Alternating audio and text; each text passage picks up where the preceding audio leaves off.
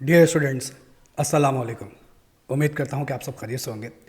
ADC और BCom वालों का आज अकाउंटिंग का पेपर था। एडीसी पार्ट 1, बीकॉम पार्ट 1, और पेपर का सॉल्यूशन आप लोग इंतज़ार कर रहे थे, तो सॉल्यूशन आपको दिखा देता हूँ। तो पहले तो ये बता दूँ कि कौन सा है ये प्रिंसिपल ऑफ अकाउंटिंग एडीसी वालों के लिए भी यही था और बीकॉम वालों के लिए भी यही था, रेगुलर वालों के लिए भी यही था और प्राइवेट वालों के लिए भी यही था। 2025 का ये पेपर था और क्वेश्चन आपको मैं दिखाता हूँ। पहला क्वेश्चन इसका वही बेसिक कॉन्सेप्ट का था जो आजकल मतलब अब ये उन्होंने ज़्यादा देना शुरू कर दिया। तो ये आपके प्रिंसिपल्स थे, अकाउंटिंग प्रिंसिपल्स। अगर आपने पढ़े हैं तो आपको ये पता होगा। तो ये अकाउंटिंग प्रिंसिपल्स आपको यहाँ पे मेंशन करने थे कि किस उसूल की खिलाफ वर्जी की गई है, तो ये आपने यहाँ पे बता दिया। ठीक है। अच्छा, दूसरा जो इसका पार्ट बी था, 1 का पार्ट बी, ये बहुत ही आसान सवाल था। अगर आपको बेसिक कॉन्सेप्ट्स पता है, यानी कि एसेट्स, लायबिलिटीज़ और इनकम स्टेटमेंट के कॉन्सेप्ट्स अगर आपको पता है, बैलेंस शीट का कॉन्सेप्ट अगर आपको पता है, तो इसका जो बी पार्ट था वो आप बहुत ईजिली कैलकुलेट कर सकते थे। ये बी पार्ट की कुछ कैलकुलेशन यहाँ पर शो की है। ये पहला सिनेरियो था, ये दूसरा, फिर तीसरा, फिर ये चौथा और ये पाँच केसेस दिए हुए थे। ये 5 केसेस की कैलकुलेशन यहाँ पर शो की गई है। उनके आंसर्स हैं, इनको चेक कर लीजिएगा अच्छे तरीके से। अच्छा जी, उसके बाद क्वेश्चन नंबर 2, वर्कशीट। बहुत ही आसान, इसके अंदर कोई ऐसी परेशानी वाली बात नहीं थी। इतनी आसान वर्कशीट आपने कभी नहीं देखी। एडजस्टमेंट्स भी इतनी आसान थी कि आप खुशी के मारे पागल हो जाएंगे। तो ये आपकी वर्कशीट बनी हुई है। वर्कशीट का आंसर आया है नेट लॉस 5500। इसको चेक कर लीजिएगा। इसके बाद ये रिक्वायर्ड नहीं थी, एडजस्टिंग एंट्रीज रिक्वायर्ड नहीं थी इसमें, लेकिन मैंने फिर भी बना दी है ताकि आपको समझने में आसानी हो जाए कि ये आंसर्स कैसे आए। उसके बाद क्वेश्चन नंबर 3 का जो ए पार्ट है, अब 3 में 2 पार्ट्स दिए गए, ए और बी पार्ट। ए पार्ट में वैल्यूशन ऑफ अकाउंट रिसीवेबल का सवाल है और इन्होंने आपको बैलेंस शीट अप्रोच यहाँ पर दी थी। आसान सा सवाल था, कोई इसमें परेशानी की बात नहीं थी। तो ये यहाँ पर इसकी एंट्रीज़ आपसे पहले मांगी गई हैं। ये जनरल एंट्रीज़ बनाई हमने, ठीक है। और जनरल एंट्री के साथ ही उन्होंने आपसे एडजस्टिंग और क्लोजिंग एंट्रीज़ भी मांगी थी, तो एडजस्टिंग और क्लोजिंग एंट्रीज़ भी यहाँ पर मौजूद है। और इसकी जो कैलकुलेशन है वो नीचे यहाँ पर हमने की है। पहले अकाउंट रिसीवेबल का डी अकाउंट बनाया, जो कि लाजमी है, इसके बिना कैलकुलेशन हो नहीं सकती थी। अलाउंस ऑफ बजट्स में मैं बिना कैलकुलेट, मतलब ये टी अकाउंट बनाए बिना भी मैं इसका काम कर सकता हूँ। तो यहाँ से अलाउंस ऑफ बजट्स की हमने कैलकुलेशन शो की है। ये बजट्स एक्सपेंस आपका कितना है, 4600, और यही अमाउंट जो है वो हमने अपनी एंट्रीज़ में शो किया है। ठीक, ओके जी। ये था इसका ए पार्ट। बी पार्ट बहुत ही आसान था। सॉरी, बैलेंस शीट भी थी इसकी, बैलेंस शीट तो देखी नहीं मैंने ये इसकी बैलेंस शीट थी। अच्छा, उसका जो बी पार्ट था वो एजिंग वाला सवाल था। ये एजिंग वाला सवाल, ये तो बहुत ही आसान सवाल है। बस आपको सिंपली परसेंटेज अप्लाई करनी थी, ठीक है। और परसेंटेज अप्लाई करने के बाद जो एक अमाउंट दिया होता है यहाँ पर 1000 डेबिट का, अगर डेबिट बैलेंस होता है तो आप उसे अपने बजट्स में क्या कर देते हैं, यानी कि अनकलेक्टेबल में आप उसे ऐड कर देते हैं। तो ऐड करके आपने 33,170 अमाउंट, ठीक। उसके बाद क्वेश्चन नंबर 4 का ए पार्ट डेप्रिसिएशन से लिया गया है। इसमें आपको रिवाइज डेप्रिसिएशन निकालना था, डिमिनिशिंग बैलेंस मेथड से ही निकालना था। मेथड उन्होंने चेंज नहीं किया है, मेथड उनका सेम ही है। डिमिनिशिंग बैलेंस मेथड ही फॉलो करना था आपको। तो डिमिनिशिंग बैलेंस मेथड के थ्रू ही हमने जो है वो यहाँ पे डेप्रिसिएशन निकाला है। अच्छा, थोड़ी सी बात यहाँ पर समझ लीजिएगा, थोड़ा सा उन्होंने आपको परेशान किया है। मशीन की कॉस्ट ही 2,50,000, उसका डेप्रिसिएशन था 60,000, और फिर एक्स्ट्रा ऑर्डिनरी रिपेयर भी हुआ 60,000। तो ये जो एक्यूमुलेटेड डेप्रिसिएशन था ना, ये एक्स्ट्रा ऑर्डिनरी रिपेयर के साथ कैंसिल हो गया, निल हो गया, जीरो हो गया इसका इफेक्ट, ठीक है। तो आपकी जो मशीन की बुक वैल्यू बनती है वो 2,50,000 ही बनती है। ये मैंने यहाँ शो किया है कि इस वक्त मेरी मशीन की जो बुक वैल्यू है वो 250,000 ही बनती है। इस पर रेट लगाया 20%, तो डेप्रिसिएशन आ गया कितना, 50,000। पता नहीं ये आ रहा था क्या आ रहा था। अब एक्यूमुलेटेड डेप्रिसिएशन कितना हो जाएगा, 50,000 ही हो जाएगा। क्यों? क्योंकि ये जो डेप्रिसिएशन था, एक्यूमुलेटेड डेप्रिसिएशन, ये इस एक्स्ट्रा ऑर्डिनरी रिपेयर के साथ सेट ऑफ हो गया, यानी खत्म हो गया। तो मेरा जो डेप्रिसिएशन है, एक्यूमुलेटेड डेप्रिसिएशन, वो फिलहाल इतना ही है, 50,000। ये पुराना वाला डेप्रिसिएशन खत्म हो गया। अब यहीं से मुझे अपना काम करना आगे। तो इसके आगे की कैलकुलेशन हमने यहाँ पर की है। 24 का डेप्रिसिएशन 25 में आपने सेल कर दी थी, आधे साल का डेप्रिसिएशन निकाल के सेल कर दिया। उसके बाद ये उन्होंने एक्स्ट्रा ऑर्डिनरी रिपेयर की एंट्री मांगी थी और फिर डेप्रिसिएशन की एंट्री मांगी। फिर जो सेल की है, सेल की कंप्यूटेशन की हमने, 30,000 का लॉस हुआ और फिर हमने उसकी एंट्री भी रिकॉर्ड कर दी। इसके बी पार्ट में उन्होंने आपसे जो है वो स्ट्रेट लाइन मेथड मांगा। स्ट्रेट लाइन मेथड से पहले हमने डेप्रिसिएशन निकाला, ठीक है, 3 साल का, और फिर उसके बाद हमने मशीन को एक्सचेंज किया। तो एक्सचेंज की कंप्यूटेशन भी मैंने यहाँ पर शो कर दी, इसको चेक कर लीजिएगा। कोई गड़बड़ हो तो मुझे ज़रूर बता दीजिएगा, हो सकता है कभी टाइपिंग मिस्टेक हो जाए। क्वेश्चन नंबर 5 बैंक रिकंसिलिएशन का सवाल है। अच्छा, इसमें थोड़ा सा पहले जो है ना, उन्होंने आपसे पूछा determine the balance as per bank statement. अब इस समय कैलकुलेट करना बड़ा लंबा हो जाता, तो पहले मैंने बैंक रिकंसिलिएशन बना लिया। बैंक रिकंसिलिएशन ये इसका बी पार्ट है, ठीक है। बैंक रिकंसिलिएशन बनाकर जो आपके ये पास आंसर आएगा ना, एडजस्टेड बैलेंस 8,100, इसी की मदद से हम ये अनएडजस्टेड बैलेंस, यानी जो बैंक स्टेटमेंट का बैलेंस मिसिंग है यहाँ पर, ठीक है, ये कैसे आता है। ये जो यहाँ पर बैंक स्टेटमेंट का बैलेंस ये मिसिंग है, इस सवाल में मौजूद नहीं है। ये कैसे आएगा, ये कैसे आएगा कि आप पहले कैश बुक का टोटल करेंगे। कैश बुक का टोटल क्या कितना आ रहा है, 8,100, वो यहाँ पर लिखा। उसके बाद जो बैंक स्टेटमेंट वाले आइटम थे उन्हीं को हमने यहाँ पर रिवर्स करके लिखा। जो ऐड हो रहे थे वो लेस के, जो लेस हो रहे थे वो ऐड करके फिर बैंक स्टेटमेंट का बैलेंस यहाँ पर आया।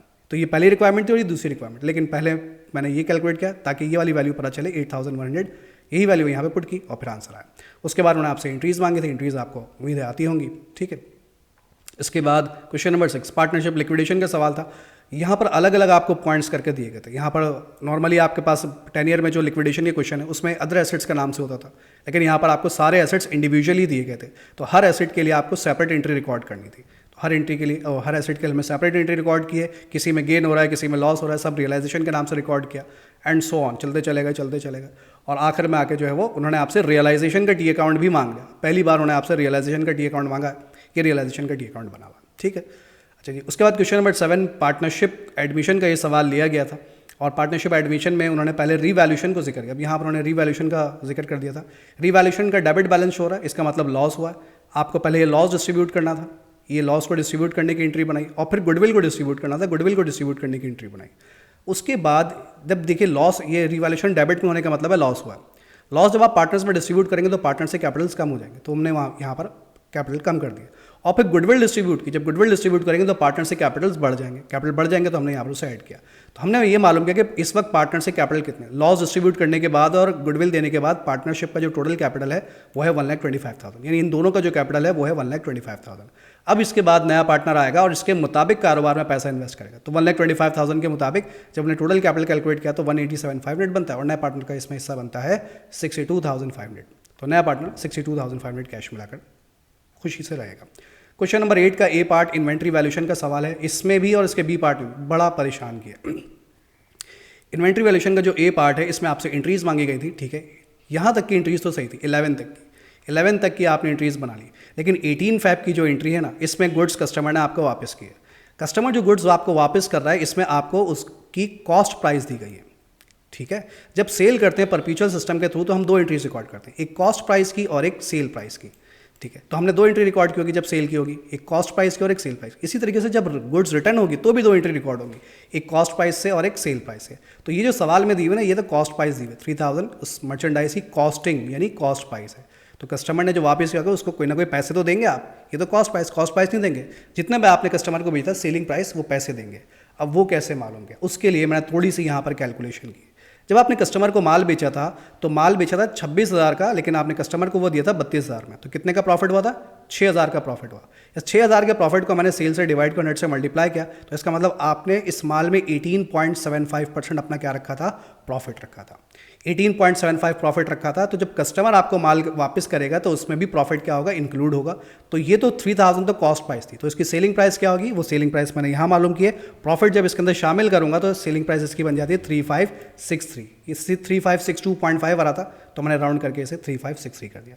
तो जो इसकी सेलिंग प्राइस क्वेश्चन में मिसिंग थी, इसकी कैलकुलेशन मैंने यहाँ पर पूरी शो की है, यहाँ पे भी जहाँ से चाहे देख लीजिए, ठीक है। ये था इसका ए पार्ट। अच्छा, बी पार्ट के अंदर अब आ जाए। अब बी पार्ट के अंदर बड़ी गड़बड़ सी हो गई है इसके अंदर। इसमें आपको मूविंग एवरेज मेथड से सॉल्व करना था, ठीक है जी। मूविंग एवरेज मेथड चलते चले आ जाएँ।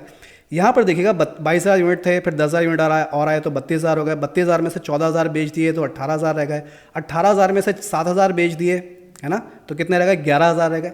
अब 11,000 के बाद जो ये वाला पॉइंट दिया हुआ था ना कि आपने 2,56,000 की सेल की और एक यूनिट 16 रुपये का बेचा है, जब आप इसको इस यूनिट से डिवाइड करेंगे, यूनिट कॉस्ट से डिवाइड करेंगे, तो आपके पास यूनिट्स आ जाएंगे, कितने यूनिट्स हमने बेचे। जब डिवाइड कर रहा हूँ तो मेरे पास आ रहे हैं 16,000 यूनिट बेचे, हालांकि हमारे पास है ही कितने यूनिट, 11,000 यूनिट। 11,000 यूनिट में से 16,000 यूनिट नहीं बेचे जा सकते।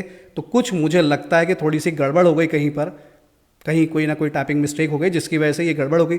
बहरहाल उस गड़बड़ को लेकर अगर मैं सॉल्व करूँ तो मैं इस नतीजे पर पहुँच सकता हूँ। ये मैंने जो भी इस गड़बड़ को लेकर मैं पहुँचा हूँ, मैं यहाँ तक पहुँच पाया हूँ। अच्छा जी, तो ये तो था इसका सोल्यूशन गड़बड़ के साथ। अब देखिए कौन कौन से सवाल ऐसे, जैसे ये शायद आपको परेशान करता है इसका सवाल, ठीक है। बी पार्ट इसका आपको परेशान करता है, लेकिन ए पार्ट में शायद आखिरी एंट्री आपको परेशान कर दी, बाकी तो पूरा कर सकते थे। इसके अलावा क्वेश्चन नंबर 7 जो है वो शायद पता नहीं आपने पढ़ा नहीं पढ़ा, रिवैल्यूएशन ऑफ गुडविल। अगर पढ़ा है तो ठीक है, नहीं तो फिर ये परेशान करता आपको। अच्छा जी, इसके अलावा लिक्विडेशन में मेरे ख्याल से आपको परेशानी नहीं होनी चाहिए थी। अलग अलग एंट्रीज थी, लेकिन सब कुछ पढ़ा हुआ होना चाहिए आपको। लिक्विडेशन आसान था, बैंक रिकन्सिलेशन का सवाल भी आसान था, बैलेंस नहीं गिवन था, कोई बात नहीं। इसके अलावा डेप्रिसिएशन का सवाल इसमें आसान था, है ना। बी पार्ट तो कम से कम आसान था। ए पार्ट में अगर आप परेशान हो गए तो फिर घूम जाएंगे आप कि डिवाइस डेप्रिसिएशन कैसे निकालना था। बेडेट्स के दोनों केसेस बहुत आसान थे, वर्कशीट बहुत आसान थी, ठीक है। तो ओवरऑल अगर पेपर देखा जाए तो ओवरऑल पेपर आपके लिए थोड़ा सा लेंदी था, लंबा पेपर था, लेकिन मुश्किल नहीं था, बहुत ज़्यादा मुश्किल नहीं था। हाँ, थोड़ी थोड़ी टेक्निकलिटीज़ थी, माइनर सी टेक्निकलिटीज़ थी, लेकिन बहुत ज़्यादा मुश्किल पेपर आपका नहीं था। इतना है कि आप इसे आसानी से अटैम्प्ट कर सकते हैं और अच्छे मार्क्स ले सकते हैं। तो मैं उम्मीद करता हूं कि आप लोगों का पेपर जो है वो अच्छा हुआ होगा। अगर कहीं पर कोई टाइपिंग मिस्टेक हो गई हो, क्योंकि मैं जो वैल्यूज़ जब मेरे पास पिक्चर आती है तो उसमें 5 और 6 में डिफ्रेंशिएट करना बहुत मुश्किल होता है, बहुत ख़राब पिक्चर होती है। तो कहीं ऐसा हो सकता है कि शायद 5 की जगह 6 लिखा हो, 6 की जगह 5 हो। तो कहीं अगर कोई टाइपिंग मिस्टेक हो तो मुझे कमेंट में बताइएगा, मैं उसे करेक्ट कर दूंगा। और डिस्क्रिप्शन चेक कर लिया कीजिए, अगर कोई करेक्शन होगी तो वो डिस्क्रिप्शन में मैंशन कर देता हूँ। तो उम्मीद करता हूँ कि आप सबका पेपर जो है वो अच्छा हुआ होगा और इंशाल्लाह आपके बाकी पेपर्स भी अच्छे जाएंगे। इंशाल्लाह फिर मुलाकात करेंगे आपसे। टेक केयर, अल्लाह हाफिज़।